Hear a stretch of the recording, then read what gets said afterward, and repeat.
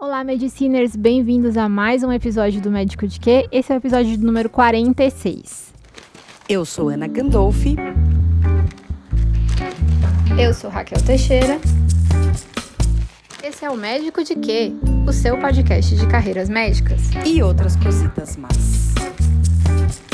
E hoje nós estamos aqui com uma especialidade muito pedida. Primeiro eu vou falar o nome do nosso convidado, porque ele é famoso. Então eu vou falar o nome do nosso convidado. Estamos aqui com o Pedro Dalbello. E Raquel, o Pedro é médico do quê? O Pedro é nutrólogo, além de oncologista e clínico. Seja bem-vindo, Perfeito. Pedro. Obrigado, meninas. Obrigado pela oportunidade. Imagina. E antes da gente seguir com a entrevista, eu só queria lembrar vocês que se vocês estiverem vendo no YouTube, segue o nosso canal, se inscreve no nosso canal, dá o seu like no vídeo, compartilha com os amigos nos grupos de WhatsApp que possam se beneficiar do nosso conteúdo. E se você está ouvindo a gente no Spotify, também não esquece de dar 5 estrelas no final desse episódio e compartilha com alguém para esse episódio chegar mais longe.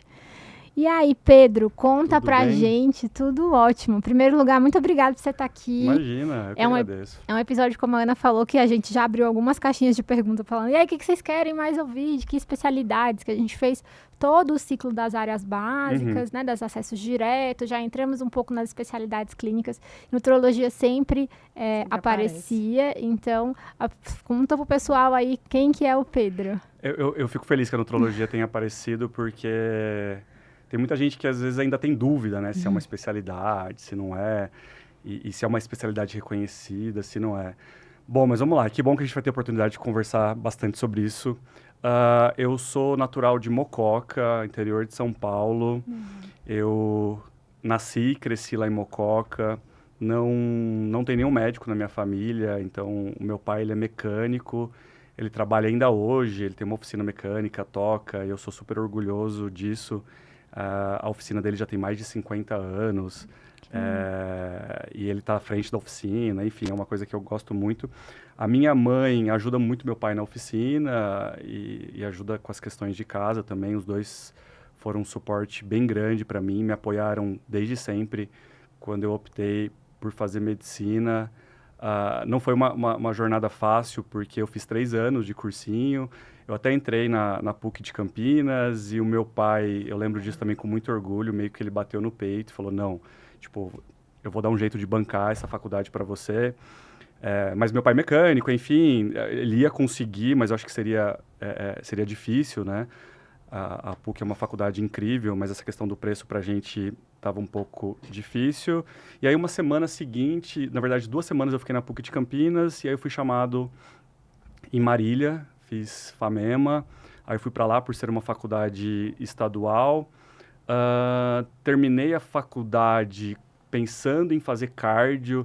A gente estava falando um pouquinho aqui antes do episódio sobre representatividade. Então tinha um professor de cardio que era muito bom, assim, era um cara que era um clínico sensacional, além de um ótimo cardiologista, e aquilo me pegou. Eu falei, pô, eu quero ser essa pessoa. Eu quero ser essa pessoa, né? E mais uma vez, o tanto que é importante essa representatividade.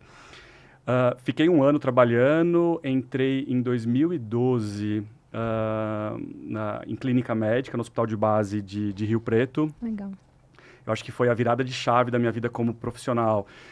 No final do R1, assim, eu tava me sentindo médico de verdade, sabe? Eu acho que aquele primeiro ano ali da residência de clínica. A clínica é muito assim, né? A Raquel sempre A gente fala sempre fala isso isso. mesmo. Quando tem alguém da clínica, sempre é uma fala uma que a gente escuta. curva de aprendizado nesse primeiro enorme, ano, né? É muito diferente. E eu lembro quando eu terminei a faculdade, que eu fui dar um plantão, e eu dei um plantão que envolvia a sala vermelha, e saí da faculdade achando, pô, né, acho que eu sei, acho que eu posso dar esse plantão, e foi tudo ok.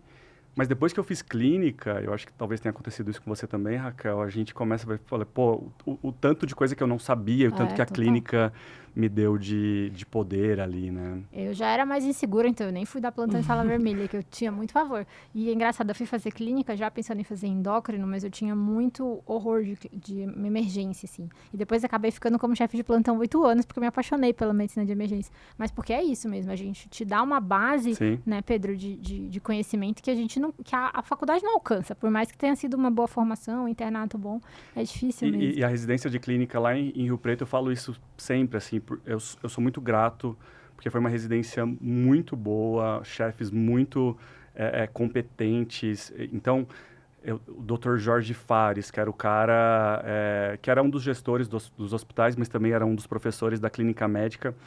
O cara, ele era um catedrático, assim, em relação a ensinar sobre medicina, exame físico, clínica médica, raciocínio, quais são as suas principais hipóteses, tá? E agora você quer pedir um exame, que exame você vai pedir? Você fala, pô, eu quero um exame mais específico de urina. Não, cara, o que a Urina 1 pode te falar sobre esse paciente? Então, isso me encantou bastante. Terminei a residência de clínica e aí aquela paixão que eu tinha pela cardio, acho que meio que se perdeu um pouquinho na residência de clínica. Mas ali. você ainda entrou na clínica pensando na cardio. Pensando em fazer cardio, e aí, lá em Rio Preto também onco era muito forte. Porque tem muito disso, né? A gente acaba escolhendo quando a gente tem alguém que, putz, foi legal com a gente, que deixou fazer um procedimento, que explicou, né? A gente acaba escolhendo muito desse jeito. Exato. E aí eu me apaixonei, na verdade, pela onco, talvez por um olhar mais de cuidados paliativos, que lá também é muito forte. Então, na clínica, a gente passava numa enfermaria de cuidados paliativos e tinha muito paciente oncológico e eu gostava muito de atender aqueles pacientes. Falei, pô, é isso que eu quero fazer. Terminei clínica, fui fazer onco em Ribeirão Preto, no HC de Ribeirão Preto. Você fez direto ou não? Fiz direto. Gostei da onco de Ribeirão Preto, gostei da onco de um modo geral, mas pelo menos a minha impressão na época, né, é de que era muito protocolar, de que, pô, né, pensar em quimioterapia para esse paciente, além da parte clínica, tem uma parte clínica incrível, mas essa parte nutricional, em Ribeirão tem uma nutrologia muito forte. Sim. E essa parte nutricional, com os residentes de nutrologia, isso me pegou. Então, eu via eles atendendo esses pacientes, falei, pô, acho que é isso que eu quero fazer. Aí, comecei a fazer alguns cursos na residência de nutrologia, de oncologia. Terminei a residência de onco, ainda estava meio em dúvida do que fazer. E aí, eu voltei para fazer complementação especializada. Não era residência de nutrologia, mas é o estágio de 2 anos, né? A mesma carga horária, enfim, reconhecido também pelo MEC, reconhecido pela ABRAN, que é a Associação Brasileira de Nutrologia. Prestei a prova de título quando eu terminei a Nutro e assim, foi a melhor escolha que eu fiz. Eu lembro do meu primeiro ano na nutrologia, prescrevendo uma nutrição parenteral. Eu falei, olha que louco isso, você fazendo uma prescrição super individualizada. E quando os pacientes na residência, na complementação especializada de nutrologia, quando eles vinham para mim ganhando peso, aquele cara que estava acamado, e ele vem andando, assim, depois de 2, 3 semanas, porque você fez uma terapia nutricional específica, isso me pegou muito, assim, me pega muito ainda hoje essa parte de reabilitação. E aí foi um caminho sem volta, assim, me apaixonei muito por nutrologia e foi isso. E eu vou pedir para você, assim, lógico que assim, eu lido com os pacientes oncológicos, pacientes pós-AVC e tudo mais, então a gente tem, né, a Raquel também faz parte hospitalar, então a gente sabe muito bem o que faz o nutrólogo, mas a gente tem alguns dos nossos espectadores que não são médicos ou são médicos recém-formados, às vezes não entraram em contato com o que o nutrólogo pode fazer para um paciente. Então, eu queria que você explicasse um pouquinho aí. Ótimo. A nutrologia, ela foi reconhecida como especialidade médica em 1978. Então, é muito novo. Só que já existiam médicos fazendo nutrologia sem ter esse nome antes. Então, a nutrologia, eu já vou te responder o que o nutrólogo faz hoje, mas o que eu acredito muito é o que esses médicos faziam lá atrás, que é entender esses distúrbios nutricionais e ver o que dá para ser feito, né? O meu chefe lá de Ribeirão Preto, ele fez, na época que não chamava nutrologia ainda, chamava ciências nutricionais, e ele estudava muito sobre desnutrição, sobre muita composição do arroz com feijão, e aí, será que essa mistura é realmente adequada, né? Estudos científicos em relação a isso.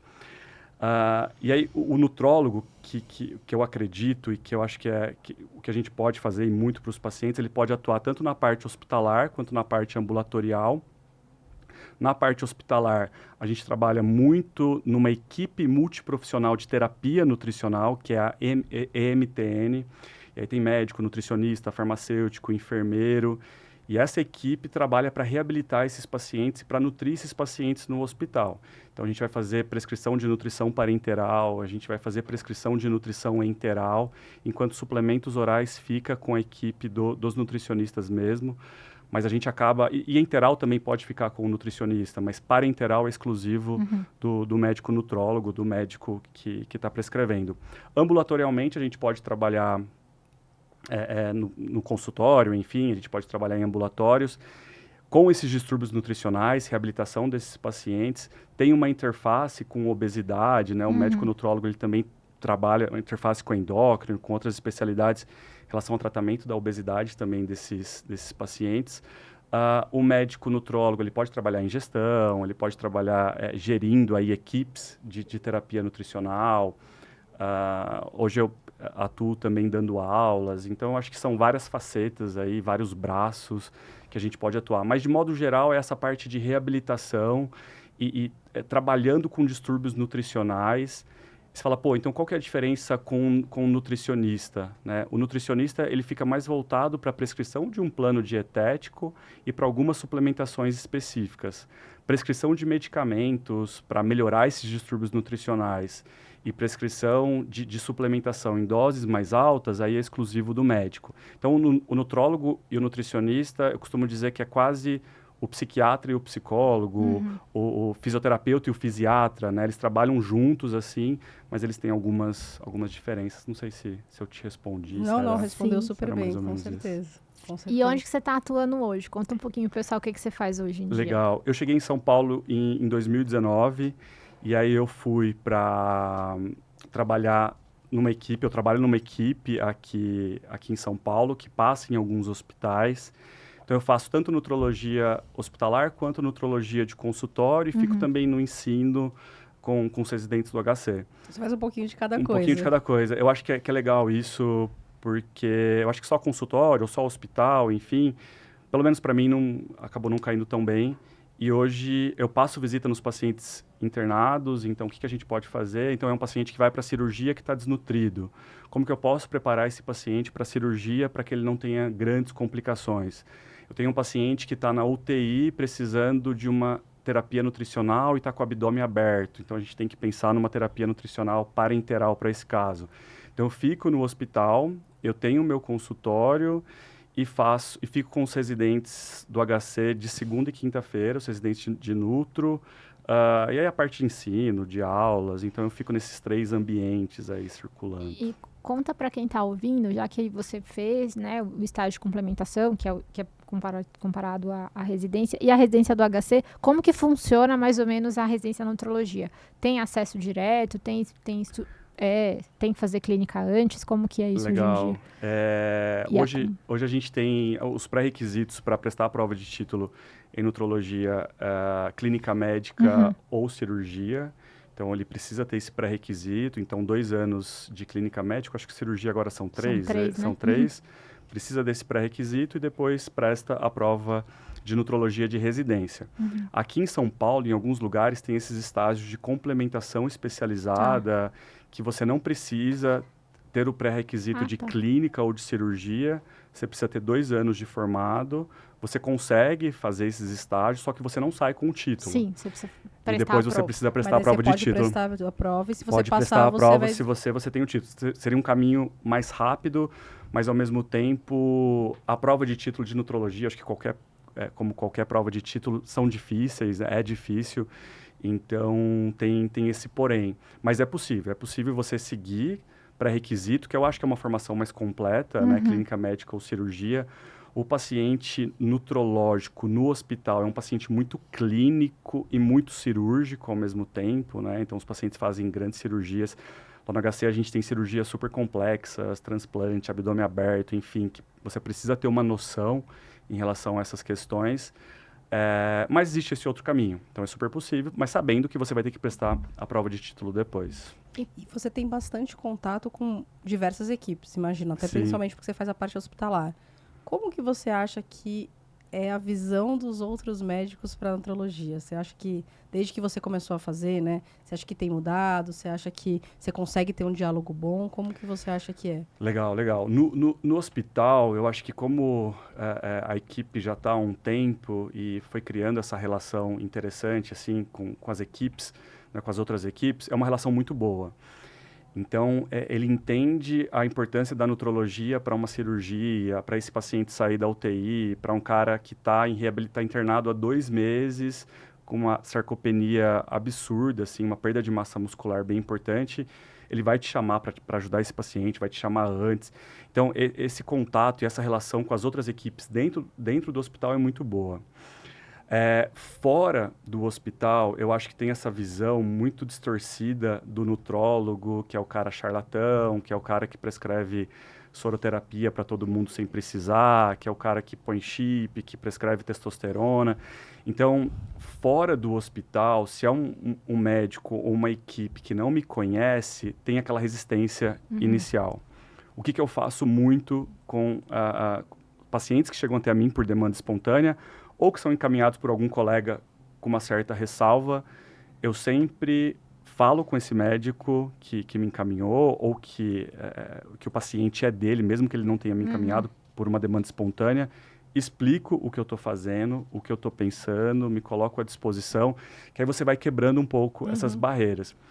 E é legal porque quando ele te encaminha esse paciente com uma certa ressalva, mas o paciente melhora, o paciente reabilita, ele vê que você não está fazendo nada sem muita evidência, sem evidência científica, ele vê que o paciente melhorou, ele começa a te encaminhar muito, assim. Então, tem muito médico cirurgião oncológico, que fala, pô, esse paciente que eu encaminhei para o Pedro antes foi muito melhor do que o paciente que eu não encaminhei antes. Então, vou começar. E aí, começa a chover encaminhamentos, né? Mas precisa quebrar essa barreira. Porque eu acho que eu tinha um pouco disso, né? De preconceito eu te falei, mesmo, porque sim. assim, o hospitalar, a gente tem muito contato com o nutrólogo hospitalar, mas a maioria dos nutrólogos que eu conheço que trabalham no hospital não fazem consultório. Sim. E daí você fica com aquela resistência, putz, mas daí eu vou mandar para quem? Eu não conheço, né? Às vezes uma pessoa que seja boa. E eu tenho muitos amigos que são cirurgiões gastrocirurgiões. Os gastrocirurgiões, de maneira geral, eles acabam aprendendo um pouco a manejar aquele paciente, que certamente se tivesse um nutrólogo junto seria melhor conduzido, mas porque eles às vezes não têm um profissional que eles confiam para encaminhar, né? Sim, sim. É legal você ter tocado nesse assunto porque tem essa ideia também de que existe o nutrólogo do hospital e o nutrólogo do consultório, que talvez era uma ideia que você tinha, né? Mas não, o nutrólogo ele pode percorrer esses vários cenários aí, atender esses vários cenários. E quando você cria essa relação com a outra equipe, uma relação bacana, cada um respeitando o seu espaço, né, e discutindo o caso, e o paciente vai melhor, cria uma relação bem eu e eles passam a encaminhar bastante. Mas a nutrologia é uma especialidade muito linda, assim. Esse final de semana mesmo, eu perguntei para a paciente, tem um paciente meu internado em outro hospital, mas que eu acompanhava antes, um paciente oncológico, uma resistência muito grande para ele passar uma sonda interal, e a gente falou, pô, esse paciente, ele não vai conseguir melhorar o estado nutricional sem ele passar a sonda. A gente já tinha tentado suplementação, todas as suplementações, dieta, enfim, com uma nutricionista também acompanhando o caso, e ele perdendo peso, e eu tentando a sonda, mas o paciente não aceitando. Semana passada, ele estava realmente bastante debilitado, ele aceitou passar a sonda, ele já estava internado, e aí ele começou a ganhar peso. E aí, ganhando vida, melhorando, Sim. né? E aí eu perguntei para a filha, ela me mandou uma mensagem, falou, pô, acabei de pesar ele hoje, ele está com 48 quilos, e há 2 semanas atrás ele estava com 46,5. Então, eu acho que essa sensação que eu tenho e que eu acho incrível, e foi o que me fez escolher nutrologia, esse nutrólogo, que a gente nem deveria te chamar de nutrólogo, né? Que esse cara que diz ser nutrólogo, ele nunca vai ter essa sensação. Que é uma sensação, você fala, pô, cara, isso que é medicina, né? Você trazer vida para o paciente, você melhorar e reabilitar esse paciente. Então é isso que eu acredito, assim, e que eu vou continuar fazendo. Que eu acho que você veio também da onco, né? Então você tem esse viés de ter vindo da onco, então você viu a dor desses pacientes antes de se tornar nutrólogo, né? E lá em Ribeirão Preto, eu lembro quando os pacientes ganhavam peso, assim, eu acho que eu comemorava mais do que eles, assim, sabe? Cara, eu ficava tão feliz com aquilo, e era um negócio que, tipo, a gente só estava otimizando a nutrição parenteral, otimizando a nutrição enteral, que foi o gatilho. Eu falei assim, pô, é isso que eu quero fazer pro resto da minha vida. Sim. Né? Que é uma coisa que me dá muito, muito orgulho mesmo. E para quem tá ouvindo a gente, assim, a primeira coisa que vocês têm que fazer, primeiro, nutrologia é uma especialidade brilhante, muito séria. Então, assim, esse pessoal que faz curso de final de semana e vende tratamento com soro colorido, não, é nutrólogo. Eles escrevem lá nutrologia, mas se você jogar, a gente já deu essa dica de como é que faz essa busca. Lá no CFM, você vai ver que não tem RQE, que não fez especialização séria. A Abram tem um curso muito legal também, sim. né? De complementação também, que serve para a prova de título mais na frente, mas as pessoas precisam se submeter a esse, vamos dizer assim, esse rito, né, da especialidade para a gente garantir a qualidade do atendimento. Né? E pós-graduação, eu dou aula em pós-graduação, eu acho que é incrível, assim, quando você não tem a possibilidade, ou você não, enfim, não pode, por N motivos, fazer uma residência ou fazer uma complementação especializada. Mas nenhuma pós vai te dar o direito de prestar a prova de título. Antes até podia, etc., né? Mas a MB cercou isso, eu acho que com razão. Então você precisa, pelo menos, de um tempo atuando, né, dentro da nutrologia para poder prestar a prova de título. Mas cara, eu vejo cada coisa na internet, assim, e é triste, né? Mas antes eu acho que eu brigava muito com isso. Hoje eu acho que eu tô brigando um pouco menos, porque é desgastante. É muito desgastante. É cansativo, né? É cansativo. Você fala, cara, é uma briga que, sei lá, nem sei se é minha te mandam mais, sabe? Te mandam muito, porque no meu Instagram o pessoal vive encaminhando. Eu falei, eu vejo quem é que a gente já começa a conhecer, né? E especialmente, eu tô lá em Fortaleza, eu falei assim, eu não vou abrir isso. Eu falei assim, você me desculpa, também se eu começar a me posicionar com tudo que a gente vê, a gente se cansa também, né, Pedro? Fora que a hidra de lerna, né, gente? Você corta uma cabeça, nasce duas. Então, assim... Exato. E a gente nossa cansativo. Antes eu pegava, eu me posicionava. Eu continuo me posicionando. Sim. Eu acho que o médico hoje ele precisa se posicionar sobre alguns assuntos, mas é um posicionamento mais geral e mais genérico, ao invés de falar sobre uma situação em específico.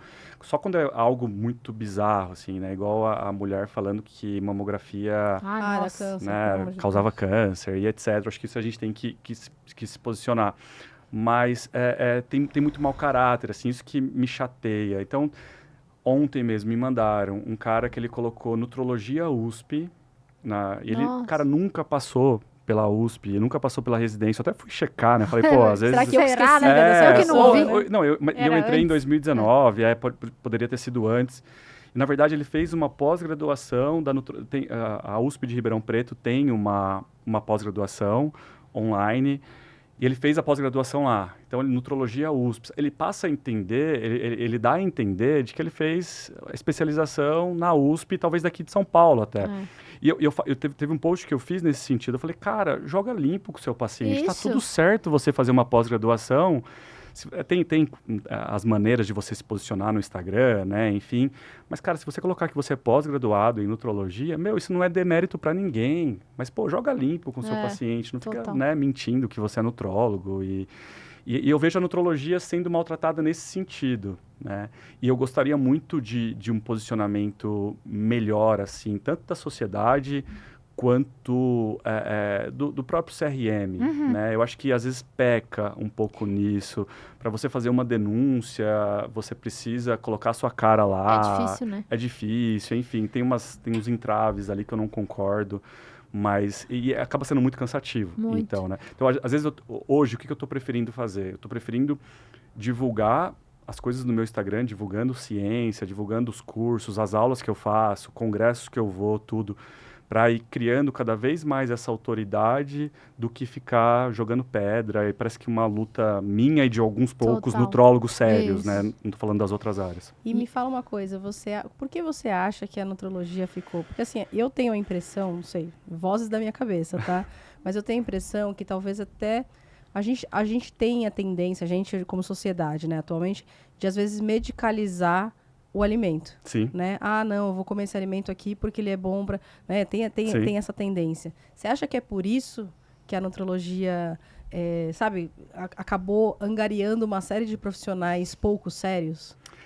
Eu acho que, na verdade, pode ser uma das explicações, mas eu acho também que nutrologia, essa nutrologia de mentira que o pessoal prega e faz aí, não é essa nutrologia que eu estava falando para vocês, né? Essa nutrologia de nutrição parenteral, de reabilitação, é uma nutrologia de prescrever excesso de fitoterápicos. fitoterapia tem uma área, e pode ser interessante para alguns pacientes, mas acho que os médicos enxergaram na nutrologia uma especialidade que é cool, assim, que é legal você prescrever whey protein, creatina, suplementação, você trata a obesidade, você trata a performance, fica meio que num limbo ali, que é você trabalhar quase com saúde, né, e trabalhar com prevenção, é algo meio que legal demais, bonito, que eu acho realmente bonito, mas tem essa outra área, que é a essência da nutrologia, que eles esquecem.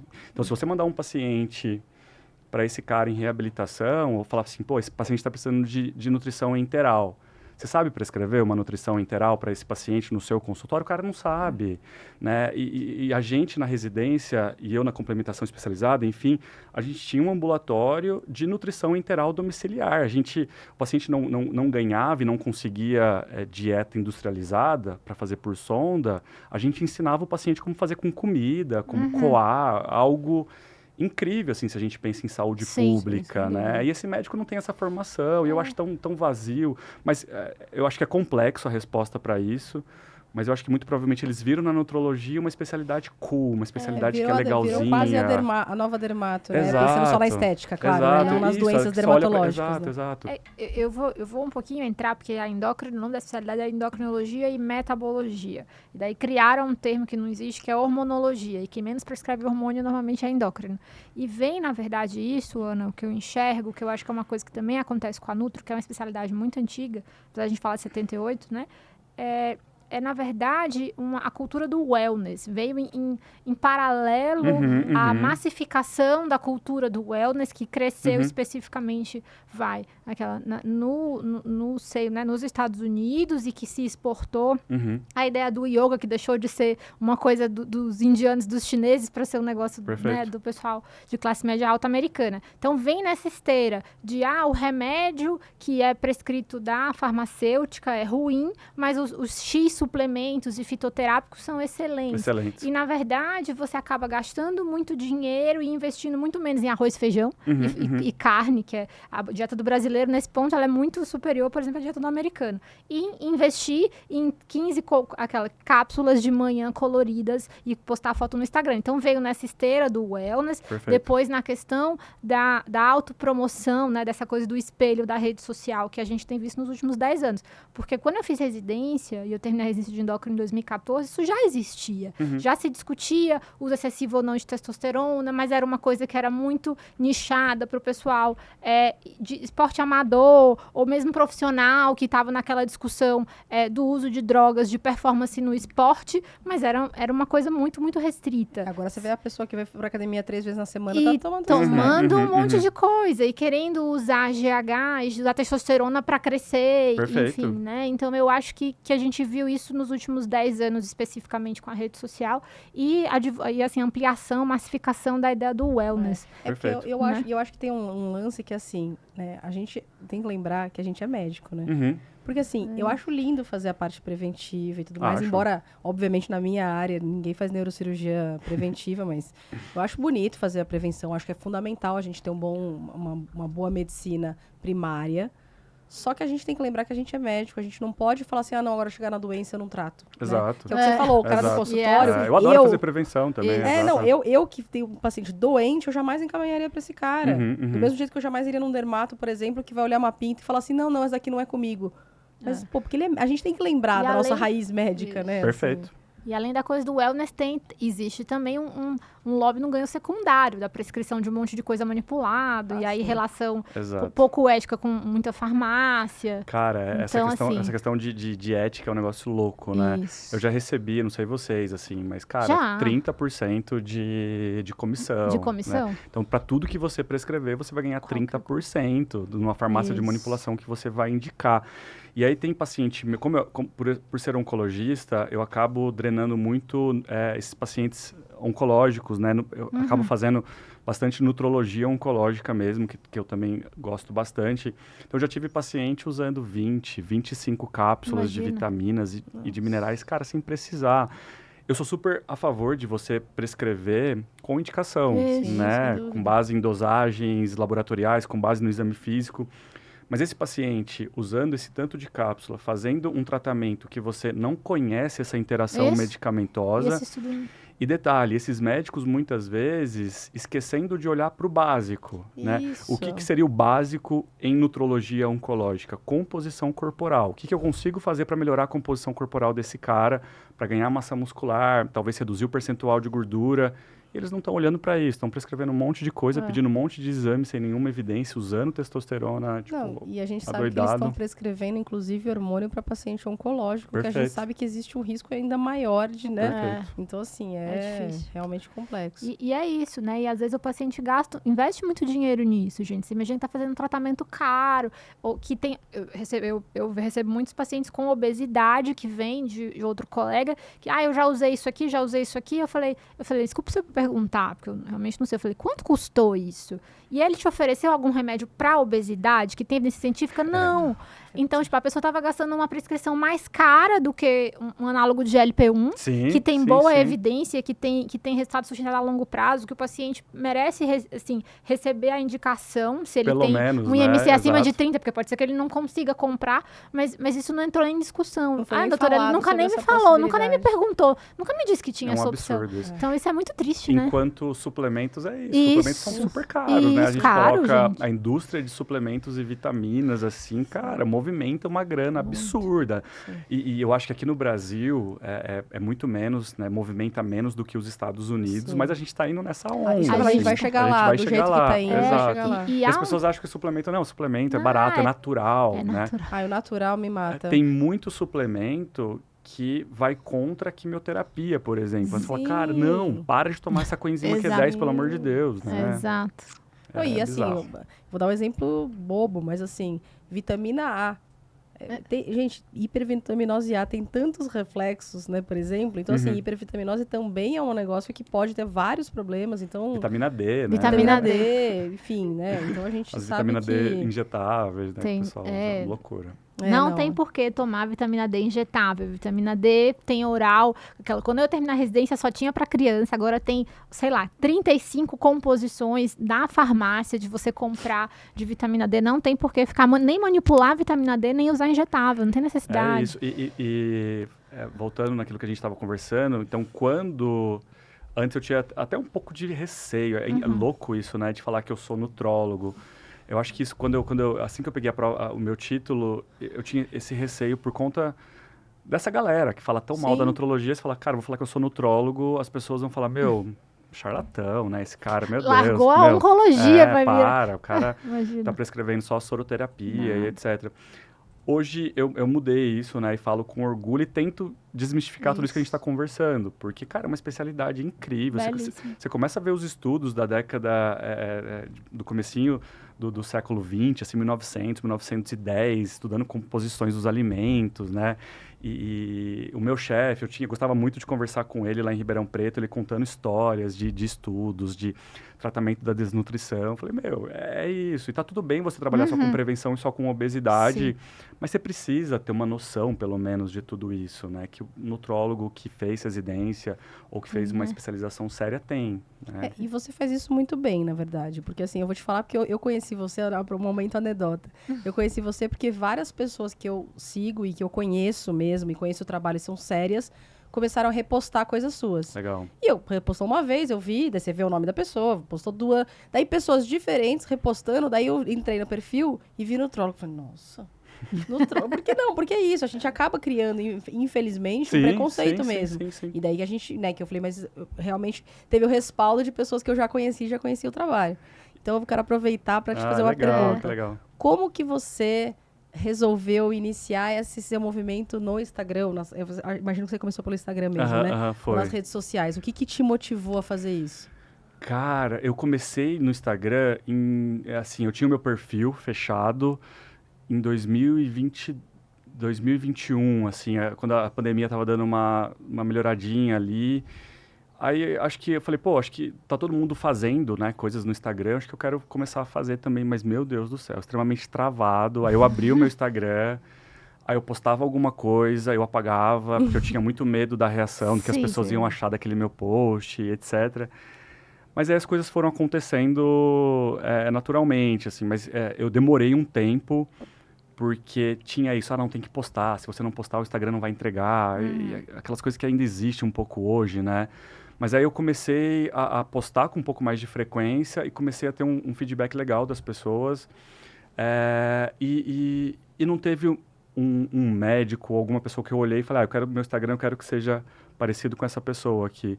A ideia foi de informar, e aí acho que aos poucos a gente vai lapidando e vai encontrando um formato legal, assim, né? O Rafa, que é meu marido, ele me ajuda muito nessa questão. Ele fez engenharia, mas ele entende muito de marketing digital, ele entende muito dessa questão de divulgação, de fazer tráfego. Então, ele te ajudou. É o cérebro, assim, né, hoje do meu Instagram. Mas quem pensa nos posts e como fazer sou eu.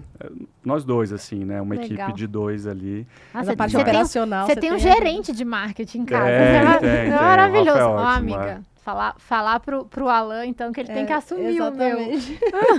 Não, ele edita, Ai, ele pega que as querido. coisas, ele toca bastante. E a gente tem um curso também de nutrologia oncológica, que é um curso bem legal, que a gente começou também em 2022. O Rafa também toca. Então, tá bem legal nesse sentido. Mas eu acho que eu conversei com o Silvio Povo já sobre esse assunto. Ele, na época que eu fazia Nutro, ele fazia clínica lá em Ribeirão Preto e a gente cruzou, a gente fez junto lá. E a gente tem visões um pouco diferentes nesse sentido, que eu acho que, cara, são visões diferentes, mas cada um tá tocando, né? Talvez a do Silvio seja melhor, a visão dele, porque ele tem muito mais seguidores do que eu, mas enfim... Isso não quer dizer nada, tô pelo brincando. amor de Deus. Mas eu encaro o Instagram, talvez não deveria ser tão quadrado assim, mas eu encaro o Instagram como um trabalho. Então, eu tenho que fazer ali pelo menos 3 posts por semana, pelo menos um Reels, né? Eu tenho que estimular o meu canal de transmissão. Então, eu encaro como um trabalho. E algumas coisas são espontâneas e eu vou lá e faço tudo. E para mim isso deu certo, encarar e pensar no que eu tenho que fazer. O Silvio, ele já tem um olhar de, pensei aqui nisso, ele vai lá e posta. Ele até contou isso, quando ele veio aqui. Ele veio aqui ele também. veio de card. Eu vou ouvir depois o dele. Ele veio aqui e ele falou exatamente isso. Ele falou, não, gente, eu não fico pensando muito. Eu penso no negócio, eu vou lá e posto, é uma frase só e talvez beleza. seja mais natural, mais espontâneo, né? E dá super certo para ele também. Mas eu acho que o médico que quer começar no Instagram, eu acho que ele tem que... Eu acho que é importante, né? E é louco isso, o tanto que a rede social levou a gente para esse lado também. A gente tem que ter um Instagram. Fala, cara, eu só quero cuidar dos meus pacientes, né? Porque isso é uma coisa muito louca. É uma coisa muito louca. Mas para mim foi uma ferramenta que me ajudou e me ajuda bastante. Assim, vem bastante paciente. Você fala, vem paciente que te achou pelo Instagram. Que me acha pelo Instagram, que compra o meu curso porque me vê lá, enfim. Então e daí o seu papel é convencer o médico daquela pessoa que você é sério. Exato. Porque a pessoa te achou sozinha. Exato. Aí eu sempre peço, tem um contato do seu médico, me manda que eu vou falar com ele. Legal. Vou mandar um WhatsApp. Então tem uns médicos muito grandes daqui de São Paulo, uns caras, né, chefes, enfim, médicos super famosos, que mesmo para esses médicos eu faço questão de mandar uma mensagem, super bom. E às vezes ele coloca só um ok, mas eu falei, cara, é isso. Falei o meu papel. E me fala uma coisa, o teu curso é para médicos ou é para paciente? O meu curso, ele é para médicos e nutricionistas, tem 2 professoras nutricionistas. Legal. E eu também faço algumas aulas, mas eu tenho um curso exclusivo para médicos e estudantes. Ele é separado, na verdade. Tem o Jornada Med, que é exclusivo para médicos e estudantes de medicina, que é um curso de nutrologia oncológica. E tem esse curso que as nutricionistas fazem aula, eu também faço algumas, que é voltado para nutricionistas e estudantes de nutrição. Legal. E a gente está com um projeto já para paciente, que eu acho que vai ser algo... Que eu acho que vai ser bom, né? Transformador, com Exato, certeza. Que legal. E é online o curso? Online. Ai, que legal. Online e tanto para os médicos quanto para os nutricionistas tem a mentoria, né? Que são, na verdade, 4 encontros comigo de 40 minutos cada, que aí é só eu e o aluno, que a gente discute sobre o curso, sobre dúvidas. Se quiser trazer um caso para discutir. Exato. É um curso que a gente começou em 2022, a gente está na 14ª turma, ele está crescendo, assim, tá bem legal. Me dá bastante orgulho mesmo dele também. Legal. E ter para os pacientes, com certeza, ia ser um baita de uma diferença. Não, e é importante, eu acho que assim, o nosso papel hoje, mesmo quem não propriamente gosta disso, é também, de certa forma, educar a população, né? Porque eu lembro quando eu fiz faculdade, que já está indo para 16 anos, mas eu lembro quando eu fazia faculdade que já se falava muito disso, de educação em saúde. Foi quando começou aquela onda de pegar os alunos para, de repente, fazer uma palestra numa UBS, né? Foi quando começou essa vibe. E hoje, eu sei que, por exemplo, lá na escola é uma coisa que avançou muito, né? Nesse sentido. Mas eu acho que a gente tem um papel como sociedade médica de educar a população. Então, Maravilha. né, eu acho que o Instagram, no fim das contas, embora a gente às vezes reclame, porque cansa, eu também tenho preguiça de fazer e tudo mais, a gente tem esse papel como educador em saúde, porque o básico, as pessoas não estão sabendo o básico, né? Tem paciente que chega, e eu já falei isso outras vezes, eu acho aqui, paciente chega no meu consultório e, veja, eu faço neurocirurgia, eu só faço neurocirurgia no consultório, mas chega no meu consultório e eu preciso explicar para o paciente, se o paciente está pagando particular, tá? Como que ele mede a pressão. Pô, não é possível que um paciente com alto poder aquisitivo, ele não saiba medir a pressão. Exato. Ou ele sabe, esqueceu, ou a pessoa que explicou para ele estava sem paciência e não percebeu se ele entendeu ou não. Mas, assim, essa educação em saúde, a gente tem esse papel independente da sua especialidade médica. Concordo. Eu acho que o que me segura no Instagram hoje, assim, o que me dá bastante vontade de continuar... E é um trabalho que, apesar de às vezes ser chato, mas que eu gosto, é informar. Eu acho que é educação em saúde, né? E eu me posiciono para alguns assuntos até meio espinhosos, né? Mas, obviamente, sempre relacionados com medicina, não entro em outras esferas. Mas eu acho importante o médico se posicionar cada vez mais, porque a população também não aguenta mais aquele médico bonitinho do Instagram que coloca você tem que beber mais água, ponto, assim. Ok, né, vamos orientar sobre hidratação da sua forma, mas eu acho que a gente precisa, para quebrar um pouco essa bolha, nos posicionar e informar de uma maneira que chegue até essas pessoas, né? Então, os médicos, eu acho que a gente vivia meio que num mundo nosso ali, né? Então, acho que a gente precisa começar a falar com essa galera. Por quê? Porque tem esses médicos charlatães, essa galera toda que tá falando. Sim. E muitas vezes melhor do que a gente, né? Muitas vezes mesmo. Exato. Tem eu não terminei de assistir ainda aquele episódio, aquela série da Netflix, Vinagre de Maçã. Cara, eu comecei, mas começou a me dar uma angústia. Eu não consegui continuar, você acredita? Você também? Que eu falava Na verdade, assim, o meu foi possível, por falta de tempo, de me organizar e tal. Mas uma coisa que eu até tô pensando em fazer um post sobre isso, é que tá todo mundo falando sobre a menina ter enganado as pessoas, né? Mentiu que tinha um câncer cerebral, mentiu sobre tratamento, mentiu sobre um monte de coisa. E o tanto que isso é perigoso, né? As pessoas estão falando sobre isso, legal, acho que a gente tem que conversar sobre isso. Mas uma coisa que me chamou muita atenção, assisti só 2 episódios, é o tanto que o oncologista dos pacientes que passam, de alguns pacientes que passam na série, sem dar spoiler, mas alguns oncologistas, quando eles são questionados sobre dieta, sobre nutrição, eles não sabem. Come tudo. Não, você não tem que fazer nada. E não sei o quê. E as pessoas, os pacientes, sentindo-se frustrados, né? Isso eu estou falando no consultório, mas eu trago isso um pouco para a rede social também. O tanto que a gente precisa aprender a nos comunicar com essas pessoas. Porque senão elas vão ficar cada vez mais abertas para essa medicina de mentira, para esse charlatanismo todo, né? Não, perfeito. Até quando a gente recebeu o Fabiano, né, ele veio falar de medicina de estilo de vida. Legal. Ele é neurologista, mas veio falar de medicina de estilo de vida. Que é incrível. E exatamente. E ele falou muito disso. Sério. Ele falou assim, quantas aulas, ele falou pra gente, né? Quantas aulas vocês tiveram de orientação dietética? Ele não perguntou quantas aulas vocês tiveram. Eu falei, não, de prescrição de atividade física. Exato. Então, assim, como que você prescreve? E daí eu lembrei, porque até atividade física, esses dias eu fui na academia, eu comentei, falei, nossa, como a academia tá cheia? Eu comentei com uma professora que tá lá há muito tempo, que eu treino há muito tempo na mesma academia. E ela falou assim, nossa, tá muito cheia. Ela falou, mas sabe qual que é o problema? Ela falou assim, o problema é que tem muito paciente idoso. Eu falei, mas é bom que eles estão fazendo mais atividade física. Ela falou, não, Ana, mas você não tá entendendo. Chega paciente aqui de bengala e fala assim, eu vim porque meu médico mandou fazer atividade física. Meu Deus. Daí ela falou, a gente fica sem saber. Individualidade ali, exato, né? Sem saber o que eu posso fazer, o que eu não posso ver, não tem uma carta, não tem nada. Por que isso? Não, agora tem que prescrever atividade física para todo mundo. Tem que mandar todo mundo comer de tudo, sabe? Exato. Tem que ser mais complexo que isso, né? E a gente é muito pouco específico, né, nessas orientações. Isso. A gente não orienta. E quando a gente orienta, a gente não é específico. Mal. A gente orienta mal. A senhora precisa comer mais legumes e frutas. O que é legumes? O que é legumes? Que quantidade que é, né? A senhora precisa fazer mais exercício físico. Quanto tempo? Como, né? Você tem metástase óssea, no caso dos meus pacientes. Verdade. E aí, como que a gente vai adaptar isso?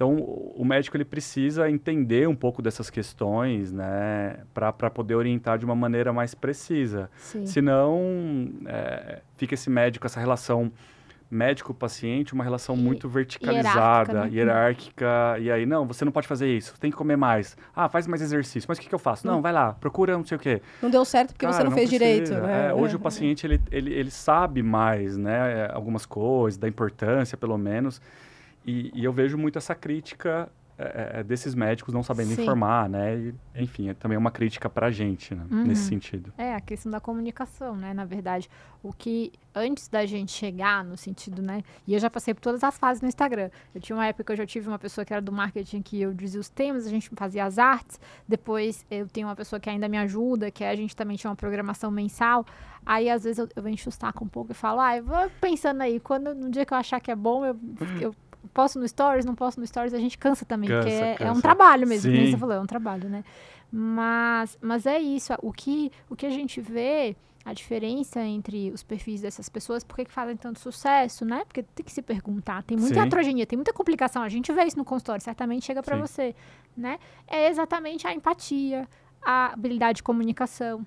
A gente já teve um episódio aqui sobre soft skills, né? Exatamente explicando que a gente precisa que os verdadeiros experts, né? As pessoas que têm expertise real nas diversas especialidades, se posicionem de alguma forma para que a gente ocupe esses espaços. Senão só vai ter essas pessoas indicando tomar água alcalina com, sei lá, ozônio de manhã em jejum, né? Sei lá. E todo tipo de maluquice. Não, concordo 100%. E também tem a questão de que, além de uma boa comunicação, esses médicos, geralmente, eles dão soluções simples para problemas complexos, né? Então, cara, você vai tomar essas 10 cápsulas aqui, que você vai desinflamar e que você vai melhorar e tudo, e o cara, às vezes, está com uma doença reumatológica, está com câncer, está com alguma coisa muito mais séria, né? Então, e a população gosta disso, né? Gosta de ouvir, gosta de falar, pô, não, é indústria farmacêutica, então esse médico ele é vendido pela indústria farmacêutica, não vou acreditar nele, vou acreditar nesse outro que é empático, que é bonzinho, que te oferece um café assim que você chega e te dá uma solução super simples para algo complexo. E o que a gente vê muito no Instagram e no TikTok é para cada sintoma um suplemento. Eu quero morrer cada vez que eu vejo um vídeo daquele, uma fadiga adrenal. Nossa, não, para tudo. Os inventados. Mas eu acho que aí tem uma outra coisa que é difícil às vezes a gente lidar com diagnósticos complexos, porque não é a gente que está lidando com aquilo. Então, a gente tem a empatia de entender o que o paciente está disposto a fazer. E, às vezes, eu acho que tem dois lados, né? Tem a empatia da gente tentar entender que aquele momento para ele é um momento de, né? E tem a forma como a gente comunica. Perfeito. Eu tive um paciente, não faz muito tempo, tem uns 2 anos mais ou menos, foi um paciente que eu operei, um glioblastoma multiforme. Ele tá vivo, tá bem, mas assim... Ele veio, ele operou com a gente, e daí, assim, neurocirurgião, né? A gente explicou, mas assim, é uma doença que não tem cura. Sim. Né? E daí a gente conversou com ele tá com um neuro-oncologista também que é maravilhoso, que trabalha junto com a gente e tudo mais. Só que aconteceu, ele saiu, a gente não teve muito contato depois do pós-operatório. Quando ele voltou, que ele teve uma recidiva, a gente foi operá-lo de novo, ele já era um paciente magro, ele voltou 20 quilos mais magro. Meu Deus. E assim, tumor cerebral, normalmente o paciente não perde tanto peso, assim, né? Diferente de outros tipos de tumores. Peso estável, até ganha peso. Exatamente. E daí eu falei, o que aconteceu? E eu, né, não sabia... Bom, enfim, eu descobri um dia que eu parei, na pós-operatório já, parei para conversar com ele e com a esposa, que eles tinham caído na mão de um médico, que a princípio era super famoso, tinha um site, não sei o quê, que falou que era para tirar todo tipo de carboidrato. Açúcar, né? E daí ele, enfim, daí eu tive uma conversa com ele que em nenhum momento eu dei falsa esperança para ele. Mas é isso, eu tive que sentar, eu fiquei uns 40 minutos conversando com ele, explicando que a doença dele realmente não tinha cura, mas que nesse momento ele tinha que aproveitar, que não tinha nenhuma evidência. Mas é uma coisa que demanda tempo e demanda empatia de você entender que ele tá no momento que qualquer coisa que você ofereça para ele é um fio de esperança. Você acabou de falar para ele que ele tem uma doença que não tem cura. Vem alguém e fala que tem uma possibilidade de cura... Né? E ainda você teve a paciência ali e o traquejo de conversar, de explicar. Você pega um outro médico que vai xingar, onde já se viu você Vai ter xingar feito ele, isso, é. xingar o paciente, Exato. onde se você, né, porque você fez isso, que loucura, tudo. E aí você perde um cara, né? Acho que é a mesma coisa em relação ao uso de esteroides anabolizantes. Como assim? Não sei o que, isso vai te matar, cara. Você tem que acolher essa galera, claro. né? Então eu pego muito paciente oncológico que vai também para essa galera e aí vira vegano, mas sem querer ser vegano. Enfim, a gente respeito, né, a pessoa que... Mas o paciente, ele não quer e o cara fala, não, você tem que ser. Ou você tira leite, tira glúten, um cara louco para tomar um copo de leite de manhã e não pode. E fica naquela prisão, isso me incomoda de fato. Por quê? Porque muitas vezes é um paciente como o seu, né? Os pacientes oncológicos, de modo geral, são pacientes mais vulneráveis, fragilizados. E essa galera sabe conversar, e sabe pegar nessa Na parte, fragilidade na fragilidade. E eu acho que você faz um trabalho importantíssimo quando você fala de formação de nutrição oncológica para nutricionistas e para outros colegas médicos, porque eu já tive problema lá em Fortaleza, acompanhando um paciente oncológico, tinha uma doença grave, recidivada, fazendo quimioterapia, e que a nutricionista falou, então, ele era diabético e estava desnutrido, tinha perda de força da cintura, né, tanto escapular como de quadril, tava edemaciado. E não, você não pode comer açúcar, e você não pode usar insulina, porque a insulina alimenta o seu câncer, Meu Deus vai do ouvindo. céu. E aí, se você comer, sua glicose vai subir. E eu falei, se você precisar, eu encho o senhor de insulina. O senhor vai ficar com isso. diabetes controlado. E você precisa comer. Se eu não comer proteína, se eu não comer carboidrato, você não vai conseguir nem Sim. aguentar, suportar o tratamento oncológico. Legal. É tão difícil isso. É difícil. E aproveitando que você é endócrino, eu tive um paciente que a colega, a filha dele, médica, falou, Pedro, ó, eu moro longe do meu pai, tô achando muito estranho, ele é diabético, você não atende ele? Eu atendi, a queixa dele era uma constipação importante, e um diabetes super descompensado, fazendo tratamento com uma médica integrativa aí, não estava usando nada de insulina, glicada perto de 13, e enfim, já neuropatia, aquelas coisas loucas. Eles falam, pô, cara, o que o cara precisa, ele nem precisa de um nutrólogo, ele precisa de um endócrino para cuidar desse diabetes dele, ponto, né? Demorou, né, tentando convencer. E eu falo, cara, como que um médico vê um paciente diabético e prescreve um monte de suplemento, um monte de vitaminas, e vê uma glicada de 12, 13 e não faz nada. E segue, né? E, tipo, não se incomoda com aquilo. Porque... Aí eu encaminhei para um endócrino amigo meu lá de Rio Preto, esse paciente lá de São José do Rio Preto, e aí o cara já começou com insulina de cara, enfim, começou outros tratamentos e o paciente ficou super bem, mas demora, né? Cansativo, demanda. Não é fácil, né? Porque essa galera traz soluções, né, super fáceis ali. Não, vamos fazer um enema de café, vamos fazer ozônio, vamos fazer suplementação. E esquece de olhar. E é isso que me pega. Porque tá tudo bem você ser um médico integrativo, de você olhar o paciente como um todo. Cara, na verdade, a gente deveria fazer isso. Talvez seja até uma falha nossa de não conseguir sempre fazer isso. Mas muitas vezes o cara que se diz integrativo é o cara que prescreve esse monte de coisa, que pede um monte de exame sem nenhuma necessidade, né? E aí o que me deixa mais incomodado ainda é quando esse cara é confundido com um nutrólogo. Né? Exato, não, imagina. cara, isso não é nutrologia, pelo amor de Deus. E o pior é que você falou de negócio de pedir muito exame, o pior é que isso ficou como um sinônimo de cuidado, né? Exato. E daí a minha pergunta é, onde foi que a gente errou? Porque assim, se isso virou sinônimo de cuidado, significa que a gente não está dando o verdadeiro cuidado. Perfeito. A gente não está acolhendo, a gente não está sabendo olhar a fragilidade dele e entender a fragilidade dele. A gente está sendo, mesmo que a gente não seja grosseiro, ainda assim a gente está sendo... Falhando, a gente está falhando. Exato. Exatamente. Acho que isso é uma falha nossa mesmo. A gente precisa repensar como que a gente conversa com os nossos pacientes, como que a gente responde as dúvidas. Você sabe que no começo, quando eu comecei a atender como nutrólogo, o paciente vinha para mim, eu queria dar todas as respostas ali, eu queria prescrever medicamentos em toda consulta. Hoje, eu acho que a gente vai ficando mais velho, assim, a gente vai entendendo que, cara, tem algumas coisas que a gente não sabe. E eu vou criando uma relação tão legal com os meus pacientes que eu acho que é por aqui, mas eu não tenho essa resposta para você, eu vou estudar. E a gente repensa, no retorno a gente vê o que a gente faz, enfim. Com os meus residentes também é muito assim, né? Antes tinha aquela relação também do professor com o residente.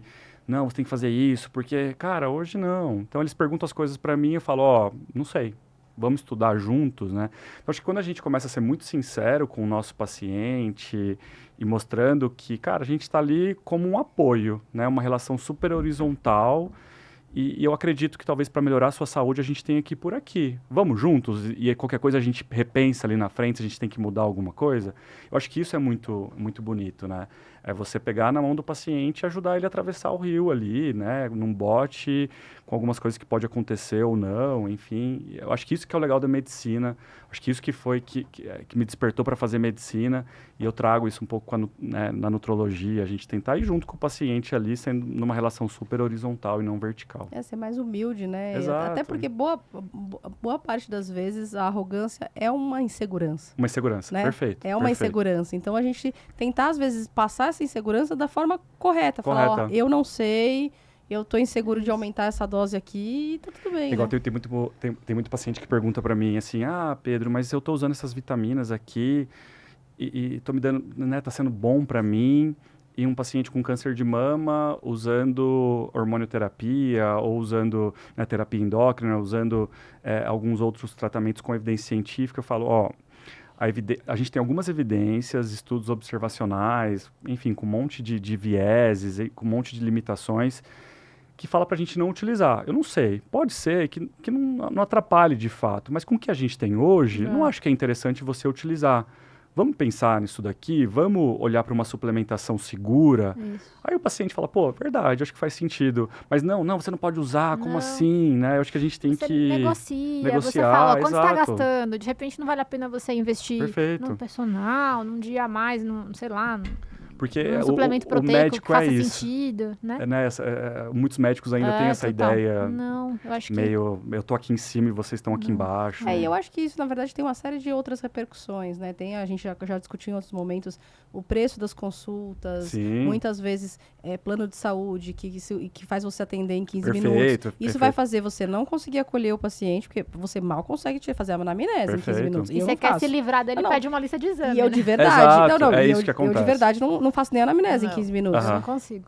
Quanto mais anamnese e exame físico, quanto mais acolher alguma angústia que não é Exato. propriamente a Perfeito. queixa principal. O problema é mais complexo do Exatamente. que a gente imagina. E assim, daí você acaba, para tentar suprir isso, pedindo um monte de exame, e daí a gente inverte toda a cascata do que a gente deveria fazer, né? Porque com a minha fala, talvez a ideia foi que o problema é o médico. Não, concordo. Isso, é toda uma situação que é problemática, né? E que a gente tem que tentar atacar e ver se aquilo faz sentido para mim ou não. Atender convênio agora faz sentido para mim, Sim, né? sim. Eu tô precisando disso, não consigo ainda sair. Eu acho que tá tudo certo, mas começar a repensar se isso de fato é algo que você quer fazer pro resto da vida, né? Perfeito. Pedro, a gente está quase esgotado no nosso tempo, mas eu vou te fazer mais uma pergunta. Vamos lá. Eu queria saber, assim, o que você acha que... Não sei se é a Sociedade de Nutrologia, mas eu estou falando por conta de toda essa polêmica que a gente discutiu aqui. O que a gente poderia fazer, talvez, com os jovens médicos ou com os alunos de medicina para mostrar a verdadeira nutrologia? Porque, às vezes, eu tenho a impressão que até do mesmo jeito que a gente tem dificuldade, às vezes, para pensar no nome de um nutrólogo que não seja o que fica prescrevendo milhares de suplementos, o aluno vai ter muito mais dificuldade, ou o médico recém-formado. Como que a gente pode aproximar dessas pessoas? Legal. Eu acho que são algumas coisas, assim. Eu acho que eu gostaria de ver mais nutrólogos nas redes sociais, se posicionando mais. Tem muita gente boa, assim. A gente tem um movimento que chama Movimento Nutrologia Brasil, que, enfim, a gente tem mais de 200 nutrólogos e a gente tenta melhorar a visão da nutrologia, fazendo alguns cursos para estudantes, cursos de graça.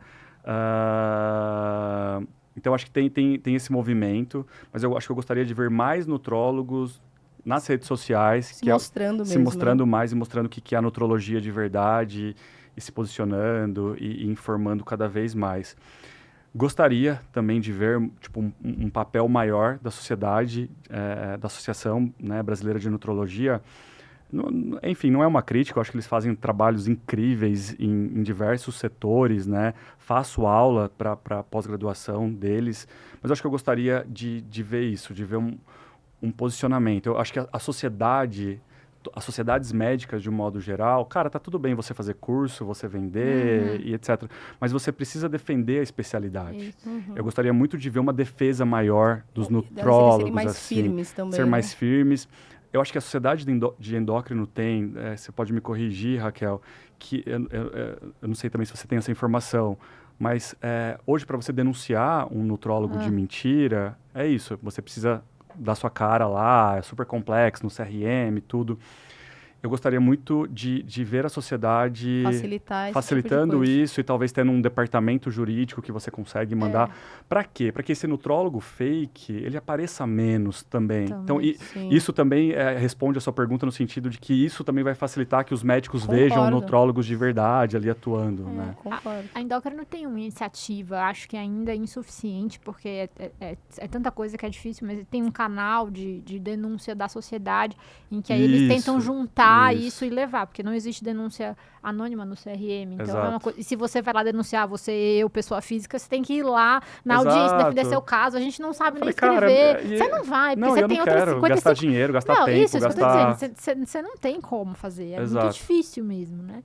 Então, existe mas eu sinto como você, de que até vejo a SBEM Nacional, mais recentemente fazendo posicionamentos conjuntos com a Sociedade de Cardiologia sobre o uso de esteroide anabolizante, aumento de risco cardiovascular. Mas isso é mais recente, não é? Mas isso é muito recente e eu acho que é isso. Falta um fórum permanente das associações e sociedades, junto com a AMB, que eu acho que podia encabeçar isso, para a gente defender os pacientes, em última análise, né?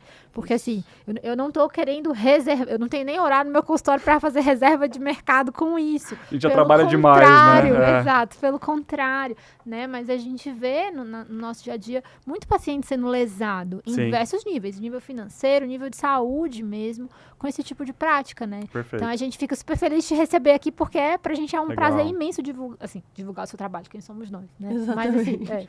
Mas, na verdade, de dar voz a essa dor e essa angústia que não é só nossa, né? Na verdade, dos pacientes hoje em dia. A coisa tá difícil mesmo. Né? Não, e de trazer também para os jovens médicos e para os alunos uma perspectiva de uma especialidade que é maravilhosa, que faz muito bem e que está sendo muitas vezes mal vista maltratada por maus profissionais, mas que a especialidade ainda pode fazer muito. Então é bom eles poderem ter esse exemplo, o seu exemplo para seguirem. E a minha ideia aqui também é isso, né? Para o médico recém-formado ou clínico ali que não sabe qual sub fazer, eu acho que, cara, dá uma oportunidade para a nutrologia, procura entender, tem vários lugares aí com vagas de residência, é uma especialidade muito linda e essa nutrologia de verdade, né, que eu prego bastante. Então, fica o convite aí para que as pessoas conheçam mais a nutrologia. Eu também estou super à disposição, se alguém quiser me mandar uma mensagem, algum colega aí conhecer, enfim, mais a especialidade. E procurem também sobre Movimento Nutrologia Brasil. Sim, tem um site, é bem legal. A gente deixa a dica aí pro pessoal. Deixa o seu arroba para as pessoas. Você tem site também, seu? Tem um site, a gente está em desenvolvimento para ele melhorar, mas ele está lá. O meu arroba é Pedro Dalbello, D-A-L, Belo com 2 L's. Me acha no Instagram, Facebook, LinkedIn com esse arroba. E o site é drpedrodalbello.com.br. É facinho. E daí sobre os cursos também que você faz, então tudo lá as informações. Tudo lá, exato. Pedro, foi um prazer imenso te receber. Obrigada de ter gastado seu tempo aí com a gente. Imagina, foi ótimo. Bom. Raquel, onde as pessoas te acham? Eu tô no @endocrinofeelings e você, Ana? Eu tô no doutora Ana Gandolfi. O Médico de Quê tá no @médico de Quê para dúvidas, críticas, sugestões ou elogios. Se vocês gostarem, indiquem para os amigos. Se vocês não gostarem, indiquem para os inimigos. E até a próxima. Valeu.